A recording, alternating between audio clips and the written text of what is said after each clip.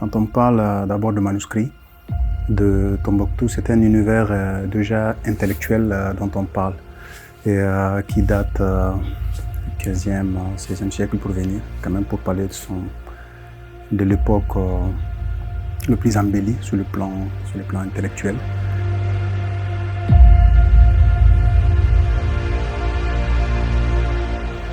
Alors, dans cette temporalité-là, vous verrez que les manuscrits de Tombouctou sont d'abord écrits en arabe, pour la plupart, même si la langue qui est exprimée dedans peut être différentes langues, mais déjà d'écriture arabe. Et il y avait à cette époque-là une domination arabo-musulmane.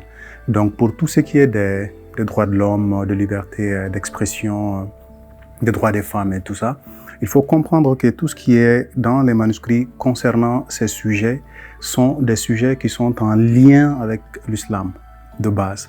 Donc nous avons eu affaire à une expansion de la perception du monde, de la perception de la justice, de l'égalité musulmane, qui s'est convertie, on peut dire, dans le temps, dans la culture tombouctienne et dans l'écriture de ces manuscrits. La société même est basée sur l'homme qui en est le centre. Donc, dans les manuscrits qui s'inspirent souvent du Coran, qu'il y a, comment dirais-je, des limites à ne pas franchir.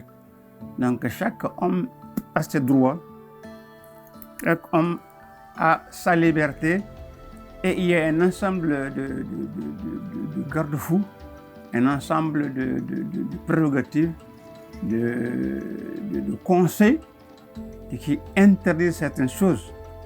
C'est-à-dire que l'homme, on n'a pas le droit de le contraindre, on n'a pas le droit de l'obliger, et il est suffisamment libre parce qu'il évolue dans une société qui lui confère ses droits.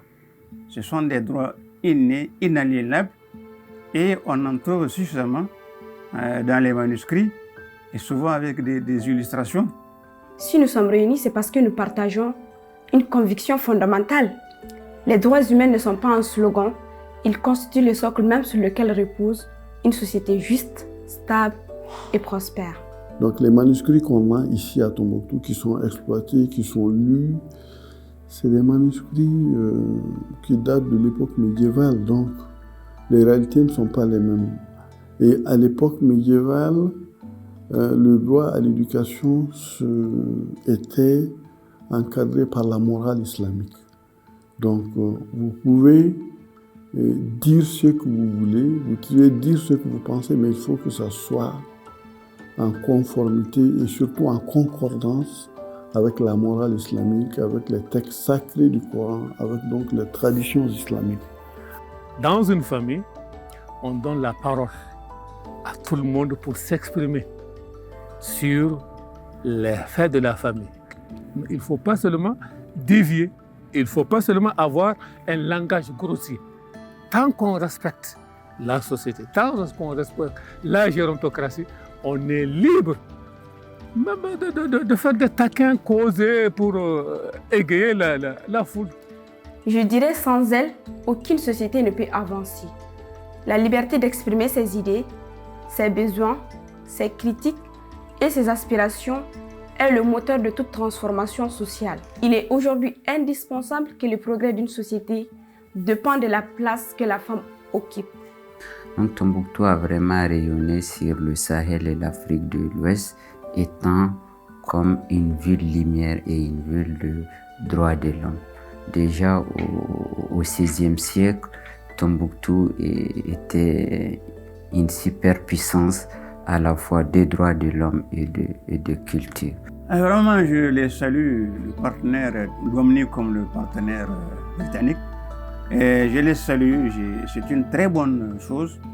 Je remercie l'ONG Gomni qui a initié cette activité et aussi leur partenaire, la Grande-Bretagne. Merci.